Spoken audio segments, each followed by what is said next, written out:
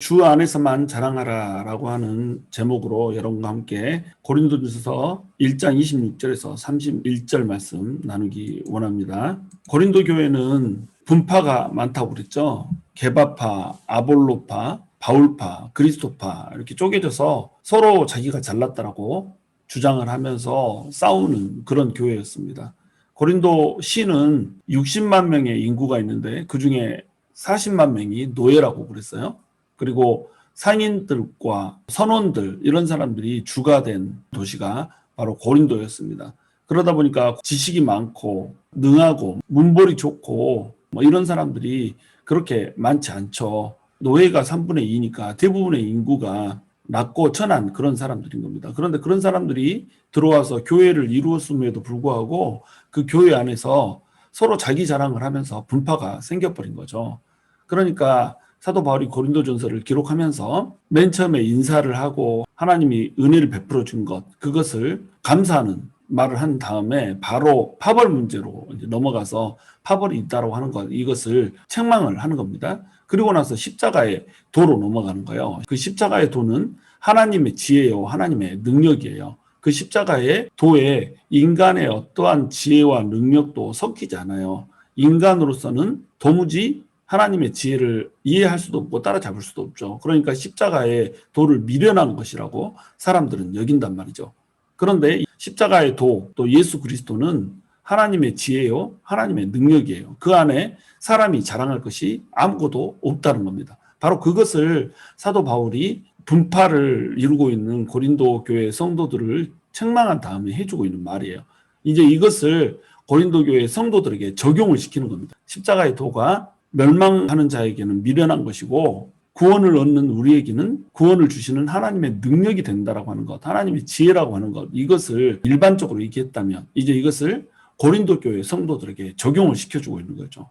그래서 고린도 교회의 사람들이 분파를 구성하고 자랑질을 했던 것이 지극히 잘못된 것이구나라고 하는 것을 느껴주게 하기 위해서 말씀을 이어가고 있는 겁니다. 그래서 26절 보시면 형제들아 너희를 부르심을 보라. 육체를 따라 지혜로운 자가 많지 아니하며 능한 자가 많지 아니하며 문벌 좋은 자가 많지 아니하도다. 이렇게 얘기하고 있어요. 형제들아 또 이렇게 부르고 있죠. 형제들아라고 하는 말은 바울이 성도들을 부를 때에 자기 애정을 담아서 부르는 애정 어린 칭호입니다. 비록 서로 분파를 만들어서 다투고 싸웠지만 여전히 형제들아라고 하는 말로 부르면서 바울의 그들을 향한 성도들을 향한 애정을 나타내고 있습니다. 부르심은 누가 부르신 거예요? 하나님께서 부르신 거죠. 고린도 교회 성도들을 부르신 것은 바로 하나님이라는 거예요. 그런데 부르실 때 어떤 사람들을 불렀어요? 육체를 따라 지혜로운 자가 많지 않냐고 능한 자가 많지 않냐고 문벌 좋은 자가 많지 않은 고린도 교회 성도들을 부른 거예요. 육체를 따라 이 말은 뭐냐면 육체의 표준에 근거하여 이런 뜻입니다. 그러니까 세상적으로는 이런 뜻인 거예요. 세상적으로는 이 사람들은 지혜가 있는 사람도 아니었어요. 능력이 있는 사람도 아니었어요. 문벌이 있는 것도 아니었어요. 뭐 물론 이런 사람들이 가끔씩 있겠지만 대부분의 성도들은 그런 사람들이 아니었다는 겁니다. 지금 세 부류의 사람들을 나누고 있죠. 지혜 있는 자 이런 사람들은 헬라 철학을 공부하는 고등교육을 받은 이런 사람들인 겁니다. 그런 사람들이 많지가 않아요. 학식이 높지가 않다는 거죠. 그다음에 능한 자라고 하는 것은 권력을 가진 자를 얘기하는 겁니다. 문벌 좋은 자 이건 뭐냐면 돈이 많고 힘이 있고 이러다 보니까 상류 계층을 이루고 있는 겁니다. 우리 가문은 이런 가문이야. 이런 가문들이 많지 않은 거죠. 그래서 고등교육을 받은 학식, 권력, 사회적 지위 계층 이것을 세 가지로 이제 얘기를 하고 있는 겁니다. 학문적으로, 정치적으로, 또 사회적으로 힘이 있는 사람들 이런 사람들을 지혜 있는 자, 능한 자, 문벌 좋은 자 이렇게 표현하고 있는 거예요. 근데 고린도 교회 성도들은 이런 사람들이 많지가 않았던 거죠. 대부분은 전부 이런 것들을 갖지 못하고 있는 이런 사람들이었다는 겁니다. 그러니까 너희를 선택하신 하나님의 부르심을 봐라. 하나님이 언제 육체를 따라서 지혜 있고 또 권력 있고 문벌 있는 이런 사람을 불렀느냐. 하나님께서 부르실 때는 차별이 있지가 않다. 너희가 자랑할 만해서 너희를 부른 것이 아니고 그냥 하나님의 지혜와 능력으로 너희를 불러버렸어. 이 말인 겁니다. 하나님의 지혜와 능력이면 충분하다는 거예요. 세상의 지혜와 능력 이것으로 구원을 얻을 수 없고 하나님의 지혜와 능력으로만 구원을 받는다는 겁니다. 그러니까 세상 것 가지고는 자랑할 것이 우리에게 아무것도 없다는 거예요. 그러므로 너네가 분파를 이루어서 다투는 거, 이것이 무의미하다는 거죠. 하나님께서 우리를 부르신 것이 전적으로 하나님의 지혜와 능력으로 부르신 거기 때문에 성도들이 다툴 이유가 아무것도 없다는 겁니다. 성도들 간에 갈등이 생기는 이유는 뭘까요? 자기 주장 때문에 갈등이 생기거든요. 내가 옳아, 내가 잘났어, 이런 것 때문에 갈등이 생기거든요. 근데 나는 아무것도 아니야. 주님만이 나를 선택하신 분이고 주님의 지혜와 능력이 없으면 나는 먼지 같은 자야, 이렇게 여겨버리면요, 싸움이 될 이유가 없는 거예요. 다툼이 생길 이유가 없죠. 자기가 잘났다라고 생각하니까 다툼이 생기는 거예요. 내가 그래도 좀 낫지, 내가 그래도 좀 이렇게 지위가 좋지, 내가 그래도 좀 돈이 있지, 내가 그래도 좀 지식이 있지, 이렇게 하다 보니까 이걸 내세우다가 다툼이 생기는 겁니다. 그런데 고린도 교회 성도들을 봐보세요.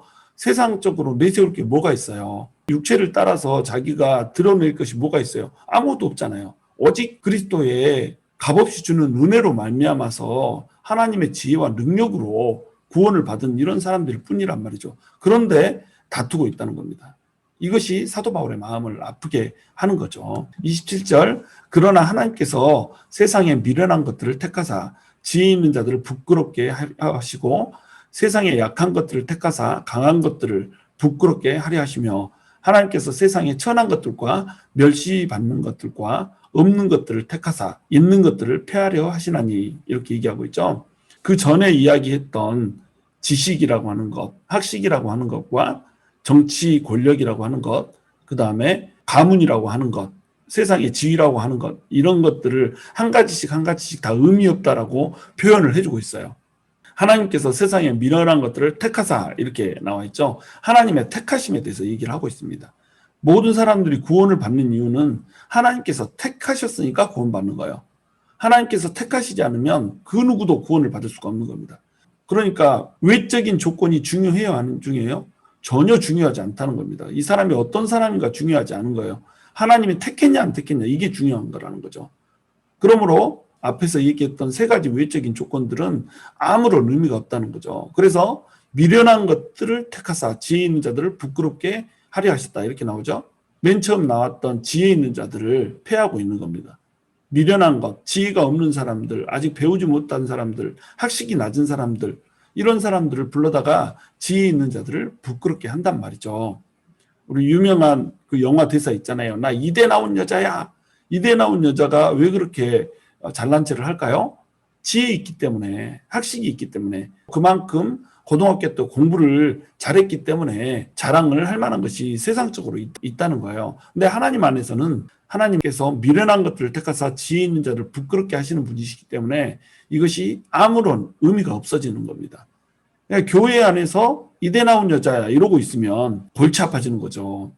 내가 이대 나온 여자야를 세상에서 예수 믿지 않는 사람이 외칠 수 있죠. 세상 가운데서 사는 사람들이 하나님이 없는데 뭐 사는 낙이 있겠어요. 자기한테 있는 거 아무거나 자랑하고 이렇게 살죠. 그런데 교회 안에 들어오면 교회 안에서는 성도가 나 이대 나온 여자야 이러고 있으면 웃겨진다는 거죠. 왜냐하면 세상 것이 아직도 소중한 겁니다.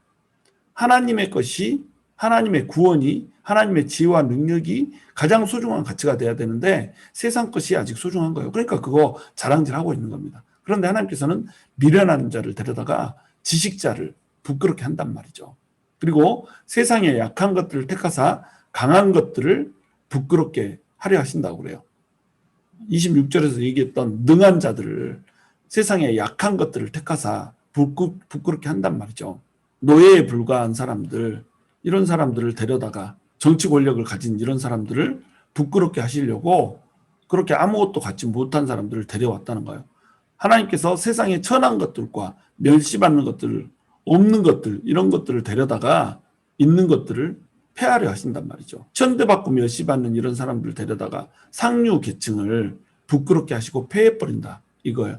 고린도 교회는 아까도 설명했듯이 인구 60만 명 중에 노예만 40만 명이에요. 그런데 하나님께서는 노예 40만, 자유민들 20만 중에서 자유민만 골라서 선택을 하셨을까요? 그렇지 않다는 거죠. 또한 노예만 골라서 선택하셨을까요? 그렇지도 않다는 거죠. 하나님께서는 차별 없이 선택을 하신다는 거예요. 그리고 차별 없이 폐하신다는 겁니다.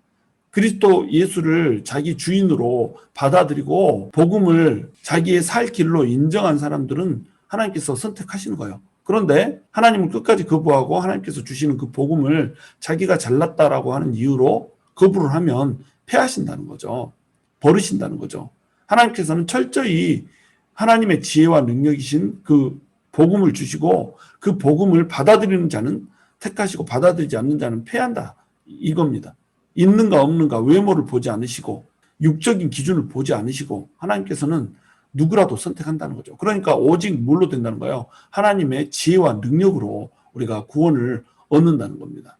29절 이는 아무 육체도 하나님 앞에서 자랑하지 못하게 하려 하십니다. 여기서 아무 육체도 이 말은 모든 육체라는 뜻이거든요. 파사 사르스라는 헬라에서 왔는데 모든 육체라는 겁니다. 그 모든 육체가 하나님 앞에서 자랑을 하는 것을 원하지 않으세요. 오직 하나님의 은혜로 구원받았다라고 하는 것을 깨닫기를 원하세요. 그러니까 자기 자랑을 하는 것을 하나님께서는 기뻐하지 않는다는 거죠. 그냥 하나님의 뜻은 뭐예요? 자기 자랑 절대 하지 말라는 거죠. 자기 자랑을 하는 순간에 자기 공로를 내세우는 순간에 이것은 교만이 되는 거예요. 하나님께서 제일 싫어하는 게 교만이거든요. 자기가 뭔가 있다라고 생각하는 거 이걸 하나님 제일 싫어하는 거예요.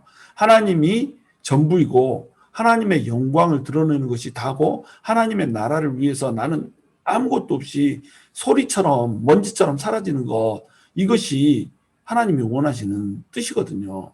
그런데 교회 안에서도 보면 자기를 드러내는 사람들이 너무 많다는 거죠.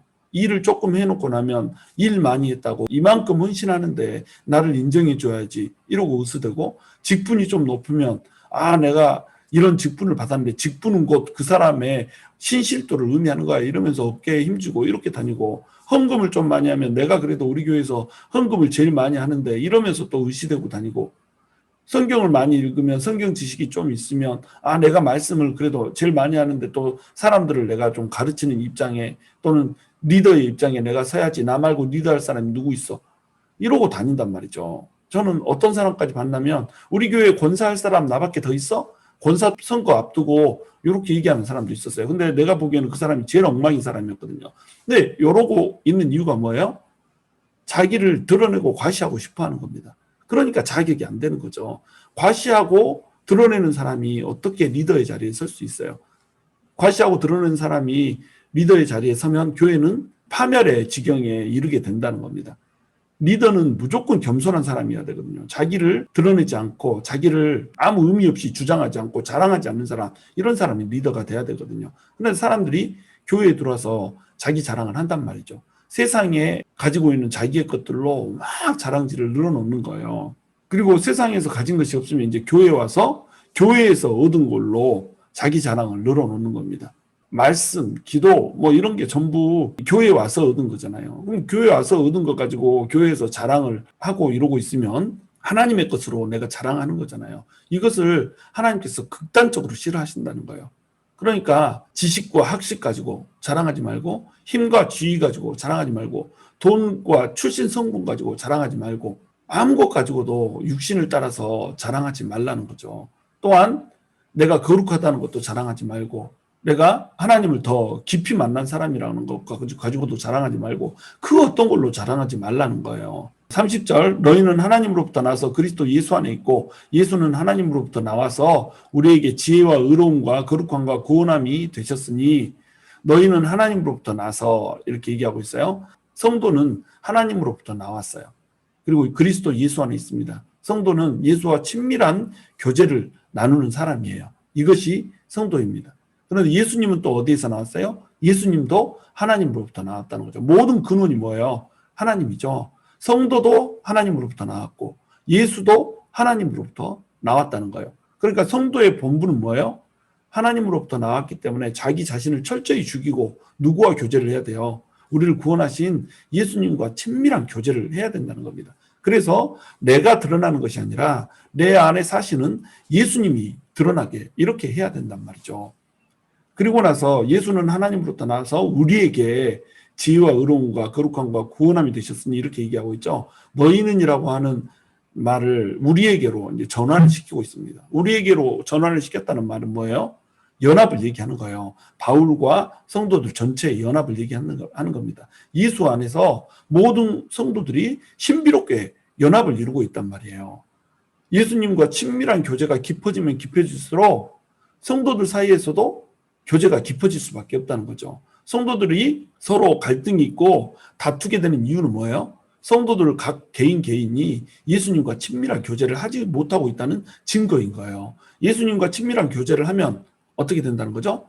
예수님이 내 안에 가득 차게 되거든요. 예수님이 내 안에 가득 차면 이 성도들 앞에서 나를 자랑할 것이 있을까요?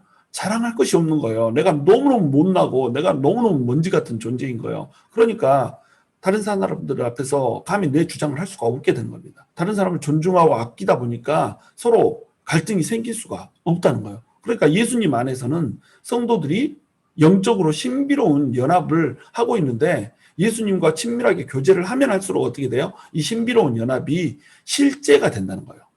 우리가 알고 있지 못하다고 하더라도 예수님 안에서 우리는 그리스도의 몸으로 신비롭게 연합이 되어 있거든요. 근데 이 연합이 되어 있다고 하는 사실을 우리가 깨닫지 못한 채 예수님이 꽉 차 있지 않으니까 자기 자랑하다가 갈등이 일어나고 싸움이 일어나고 막 이러는 거거든요. 그런데 예수님하고 친밀한 교제를 하면 할수록 어떻게 돼요? 이 연합이, 신비로운 연합이 내 안에서 더욱더 선명하게 부각이 되고 체화가 되는 겁니다. 그러다 보니까 다툼이 없어지는 거죠.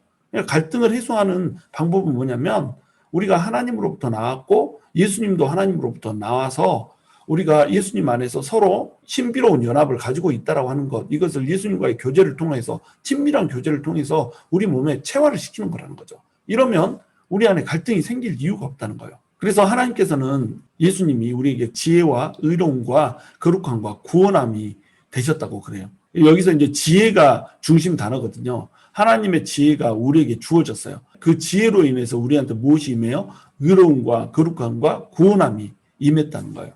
의롭다는 것은 뭐냐면 칭의라는 거예요. 우리가 의롭지 않잖아요. 우리는 더럽잖아요. 우리는 추한 사람들이란 말이죠. 죄인이란 말이죠. 그런데 예수님이 우리의 의로움이 돼버렸어요. 예수 그리스도는 의로운 분이잖아요. 하나님이기 때문에 죄가 하나도 없는 그분이 우리에게 오셔서 우리에게 의를 전가시켜버렸단 말이죠. 예수님은 하나님의 공의예요. 그 하나님의 공의를 예수님이 우리에게 오므로 말미암아서 우리에게 부여를 해버렸다는 거죠. 그 다음에 두 번째는 이제 우리에게 거룩함을 주셨다는 겁니다. 이 거룩함을 주셨다 이 말은 우리가 성결하다는 뜻이 아니에요. 우리가 도덕적으로 성결하다는 뜻이 아닙니다. 이것은 신분적인 거룩함을 얘기를 하는 거예요. 예수님이 우리의 거룩함이 돼버렸어요. 다시 얘기해서 우리가 예수님의 소유가 돼버렸다는 겁니다. 이 세상은 예수님의 소유인 사람과 예수님의 소유가 아닌 사람으로 나뉘어져요. 이걸 이제 구분이라고 하는 거잖아요. 이게 성별이라고 하는 겁니다. 성별, 거룩하게 우리를 구별했다는 거예요. 이 거룩이라고 하는 단어는 물리적인 구별의 의미라고 그랬죠. 도덕적인 성결의 의미 이전에 구별의 의미인 거예요. 어떤 편에 속해 있는 사람인가라고 하는 거죠. 우리는 하나님에 속한 사람이에요. 세상에 속한 사람이 아니죠. 뭘 통해서? 예수님을 통해서. 그러니까 예수님이 우리의 거룩함이 되어버리신 겁니다. 예수님의 소유인 거예요, 우리가. 그러니까 우리는 어떻게 살아야 돼요? 거룩한 자로 구별된 자로서의 삶을 살아야 되는 거예요. 성결하게 살아야 된다는 겁니다. 우리가 거룩하기 때문에 성결하게 사는 거예요. 이게 거룩과 성결의 차이거든요. 하나님이 거룩하니 너희도 거룩하라 라고 하는 구약의 말씀, 이때의 거룩은 성결을 의미하는 거예요. 하나님이 세상과 구별됐고 죄와 구별됐기 때문에 너희도 죄와 구별되고 세상과 구별되게 살아라 이런 뜻이거든요. 근데 엄밀히 따지면 이 거룩이라고 하는 것은 구분의 개념이라는 거예요. 구별의 개념. 그러니까 우리가 하나님을 믿고 예수님을 믿는 순간에 우리는 예수님의 소유가 돼서 거룩한 자가 되어버렸다는 겁니다. 그래서 예수님이 하나님으로부터 나와서 우리의 거룩함이 되어버렸다는 거예요. 이미. 그러니까 우리는 거룩함을 받은 사람으로서 어떻게 해야 돼요? 성결하게 살아야 된다는 겁니다. 그 다음에 우리에게 예수님 또한 구원함이 되셨어요. 구원함이 되셨단 말은 노예를 속량을 했다는 뜻이 돼요. 노예 상태에서 풀어줬다라고 하는 뜻으로 이 구원함이라고 하는 단어를 쓰고 있거든요. 고린도시가 인구 60만 중에 40만 명, 3분의 2가 노예 출신들이라고 그랬잖아요. 그러니까 고린도 교회 성도들 중에서도 얼마나 노예가 많았겠어요. 그래서 구원했다라고 하는 이 말이 그들에게는 아주 실감나게 다가오는 겁니다. 우리가 느끼는 구원받았다라고 하는 느낌보다 그들이 느끼는 구원받았다라고 하는 느낌이 훨씬 더 강한 거예요. 예수님께서 핏값으로 묶여있던 그 속박을 풀어줘 버렸다는 거죠. 예수님은 우리에게 의로움과 거룩함과 구원함이 되어버리셨다는 거예요. 뭘로 말미암아서 우리에게 주신 그 복음이라고 하는 하나님의 지혜를 통해서, 십자가의 도라고 하는 그 하나님의 지혜를 통해서 우리가 그렇게 돼버렸다는 겁니다. 그러니까 하나님의 지혜를 통해서만 우리가 거룩해지고 의로워지고 구원을 받은 이런 존재가 됐단 말이에요. 우리한테 자랑할 게 있나요? 아무것도 없어요. 우리는 그저 하나님과 예수님께 그 은혜에 대해서 영광 돌리고 찬양할 것 외에 아무것도 할 것이 없어지는 겁니다. 31절 기록된 바 자랑하는 자는 주 안에서 자랑하나 함과 같게 하려 함이라 이렇게 나와 있죠. 자랑하려면 주 안에서 자랑하라는 거예요. 자랑할 게 우리한테 아무것도 없다는 거죠. 여기서 기록된 바 이렇게 나와 있는 이 기록은 어디 돼 있냐면 예레미야 9장 23절 24절에 되어 있는 말씀입니다. 예레미야서 9장 23절 24절을 바울이 차용해서 이제 쓰고 있는 거죠. 지혜로운 자는 그의 지혜를 자랑하지 말라. 용사는 그의 용맹을 자랑하지 말라. 부자는 그의 부함을 자랑하지 말라. 자랑하는 자는 이것으로 자랑할지니 곧 명철하여 나를 아는 것과 나 여호와는 사랑과 정의와 공의를 땅에 행하는 자인 줄 깨닫는 것이라. 나는 이 일을 기뻐하노라. 뭘 기뻐한다고 그래요? 주 안에서 자랑하는 것을 기뻐한다는 거예요. 예레미야서는 언제 주어진 말씀이에요? 이스라엘 백성들에게 심판을 선포할 때 준 말씀이거든요. 그 이 앞절에 뭐가 나오냐면 사람들의 시체가 밭에 뿌려져서 거름이 될 거라고 하는 거. 요 말씀 전하고 나서 이거 선포하거든요. 무슨 얘기인지 이해가 되시죠? 사람들이 아무리 지혜로워도 죽어버리면 그냥 시체가 되는 거예요. 그리고 그것은 땅에 썩어져서 식물들이 빨아먹고 자라는 거름이 된다고 하는 겁니다. 아무리 용사가 타고나서 용맹으로 수많은 사람들을 살해했고 드넓은 영토를 차지했어도 이 사람 죽어지면 그냥 거름일 뿐이라는 거예요. 인간이 아무것도 아니라는 겁니다. 부자여도 아무리 돈이 많아도 죽을 때 가져가는 거 하나도 없고 그냥 썩어서 땅을 풍요롭게 하는 이런 사람이 될 뿐이에요. 모두가 어때요? 지혜가 많아도 용맹이 많아도 부함이 하늘을 찔러도 다 어때요? 전부 다 죽는다는 거예요. 전부 다 시체가 된다는 거예요. 전부 다 썩는다는 거죠. 전부 다 흙으로 돌아가서 흙을 부요하게 하는 이런 자가, 풍요롭게 하는 이런 자가 된단 말이에요. 우리는 죽으면 그냥 흙의 걸음걸이일 뿐이라는 거죠. 그런데 뭘 자랑할 게 있냔 말이에요. 그러니까 우리한테 자랑할 것은 뭐예요? 영원하신 하나님밖에 자랑할 게 없다는 겁니다. 자랑하는 것은 이것으로 자랑할지니 하나님을 아는 것을 자랑하란 말이죠. 아, 내가 하나님을 알게 됐어요. 나는 하나님을 아는 사람입니다. 요것만 내세우라는 거죠. 여호와는 사랑과 공의와 공의를 땅에 행하는 자인 줄을 내가 깨달았다는 거, 이거 자랑하라는 거죠. 하나님이 사랑이시네요. 아, 하나님이 공의이시네요. 하나님이 결국은 이 땅을 정의롭게 다스릴 것이고 모든 악한 것들을 하나님께서 심판할 것이라고 하는 거 나는 이거 깨달았어요. 그러니까 하나님 앞에서 나는 겸손하게 하나님이 판단하실 것을 기다리고 살게요. 이렇게 나아가는 겁니다. 이것이 하나님이 기뻐하는 일이라는 거죠. 그런데 사람들이 자기를 자랑하고 있거든요. 주 안에서 자랑하라는 거예요. 의로움도 거룩함도 구속함도 누가 줬어요? 하나님이 주셨다는 거예요. 지금 고린도 교회에서 서로 파벌 싸움을 하고 있잖아요. 그리스도파다, 게바파다, 바울파다, 아볼로파다 서로 다투고 있잖아요. 이 다투고 있는 거 뭐 때문에 다투고 있어요? 자기를 내세울 것이 있다라고 생각하는 거예요. 아볼로부터 은혜를 받은 거, 바울로부터 은혜를 받은 거 이런 것들 아볼로, 바울, 게바 누가 보내줬어요? 그리스도파 하는데 그리스도 누가 보내줬어요? 하나님이 보내줬단 말이죠. 그런데 하나님이 준 것 가지고 서로 다투고 있고 싸우고 있다는 거예요. 은사 가지고 또 다퉜잖아요. 하나님께서 부어주시는 신령한 은사들이 막 나타나니까 이거 가지고 내 은사가 낫다, 네 은사가 낫다 이렇게 하나님이 주신 걸로 다퉜단 말이죠. 이게 웃기는 거라는 겁니다. 하나님이 주셔서 자기 것이 아무것도 없는데 이거 가지고 싸우고 있어요. 성도들끼리 다투는 그 직분이나 타이틀이나 또는 성경 말씀에 대한 지식이나 얼마나 기도하는지 기도하는 시간이나 이런 것 가지고 서로 내세우고 있으면 이거 뭐예요? 이거 어디서 온 거예요? 하나님한테 왔다는 거죠. 근데 이거 가지고 자랑질하고 있다는 거예요. 40일 금식하면 40일 금식한 걸로 자랑질하고 40일 금식을 몇 번 했다. 이건 명함에다 써놓는 넉나간 사람들도 있잖아요. 그래서 어쨌다는 거예요. 자기 자랑질하고 있으면 40일 금식하는 게 무슨 의미가 있냔 말이죠. 아무 의미가 없어요. 금식을 하면 어떻게 되죠? 사람이 금식을 했으니까 낮아져야죠. 겸손해져야죠. 나를 내세울 것이 아무것도 없는 사람이 돼야죠. 그런데 나를 내세우고 자랑질을 한단 말이죠. 그 어떤 것도 우리의 공로가 아니에요. 모두 하나님의 선하심 때문에 우리에게 베풀어진 은혜라고 하는 겁니다. 그러니까 자기 자랑을 하면 된다, 안 된다? 안 된다. 자기 자랑하면 하나님께서 가장 싫어해요. 극명하게 싫어해요. 근데 자랑하려면 주 안에서 자랑하는 겁니다. 뭐만 자랑해요? 하나님만 자랑하는 거예요. 나는 하나님을 압니다. 하나님만 자랑하는 거예요. 하나님은 사랑이십니다. 하나님은 공의이십니다. 하나님께서 모든 것을 행하시고 하나님께서 모든 것을 다스리시는 분이십니다. 하나님만이 영광 받으실 분입니다. 이것만 자랑하는 거예요. 그분을 나는 믿고 있습니다. 이것만 자랑하는 거죠.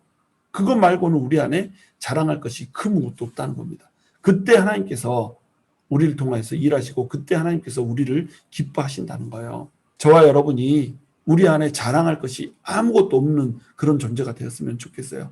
저와 여러분이 내세울 것이 하나도 없고 그저 모든 것이 하나님의 은혜고 모든 것이 하나님의 지혜고 모든 것이 하나님의 능력이라고 하는 그 사실을 깨달을 수 있었으면 좋겠어요. 모든 글로리교회 성도들이 하나님만이 자랑거리가 된 거룩한 주님의 백성 되기를 주님의 이름으로 축원합니다.